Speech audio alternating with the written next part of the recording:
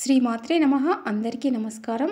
2025 సంవత్సరంలో ముక్కోటి ఏకాదశి ఎప్పుడు వచ్చింది? ఏకాదశి తిథి సమయము ఎప్పటి నుంచి ఎప్పటి వరకు ఉంటుంది? అలాగే ముక్కోటి ఏకాదశి యొక్క విశిష్టత గురించి ఈ వీడియోలో తెలుసుకుందాం.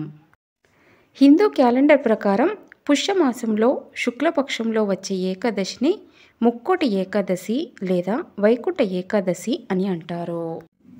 హిందూ మత విశ్వాసాల ప్రకారం ఏకాదశి తిథి అనేది ఎంతో ముఖ్యమైనది. ఈ పవిత్రమైన రోజున ఉపవాస దీక్షను ఆచరించడం వల్ల సకల పాపాలు తొలగిపోతాయని భక్తుల నమ్మకము. ఈ పర్వదినాన శ్రీ మహావిష్ణువుకు ప్రత్యేక పూజలు చేస్తారు.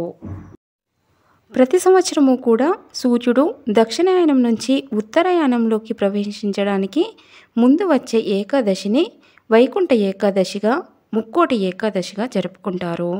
పురాణాల ప్రకారము శ్రీ విష్ణుమూర్తి గరుడ వాహనంపై ముల్లోకాల నుంచి ముక్కోటి దేవతలతో కలిసి భూలోకంలోకి అడుగుపెట్టి భక్తులందరికీ దర్శనమిస్తారు.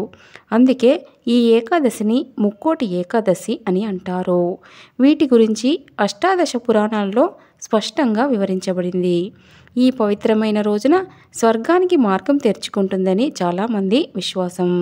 తిరుమలతో పాటు అనేక ఆలయాల్లో ఉత్తర ద్వారం గుండా భక్తులకు ప్రత్యేక దర్శన సౌకర్యం కల్పిస్తారు. ఈ పర్వదినాన ఉపవాసం ఉంటే 1000 సంవత్సరాల పాటు తపస్సు చేసిన ఫలితం వస్తుందని చాలామంది నమ్మకం. 2025 సంవత్సరంలో మనకు ముక్కోటి ఏకాదశి జనవరి 10వ తేదీ శుక్రవారం రోజున వచ్చింది. ఏకాదశి తిథి సమయం చూసుకున్నట్లయితే జనవరి 9 గురువారము ఉదయము 11:56 ప్రారంభమవుతుంది.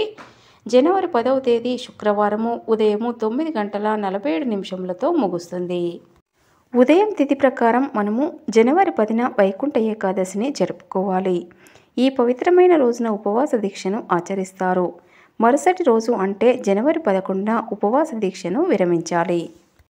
ఈ వైకుంఠ ఏకాదశి రోజున అన్ని దేవాలయాల్లో ఉత్తర వైపు ఉన్న ద్వారం నుంచి భక్తులకు దర్శన సౌకర్యం కల్పిస్తారు. ఇలా దర్శించుకున్న వారికి మోక్షం లభిస్తుందని, అందుకే దీన్ని మోక్షద ఏకాదశి అని కూడా అంటారు. ఏకాదశి అంటే 11 అనే అర్థం.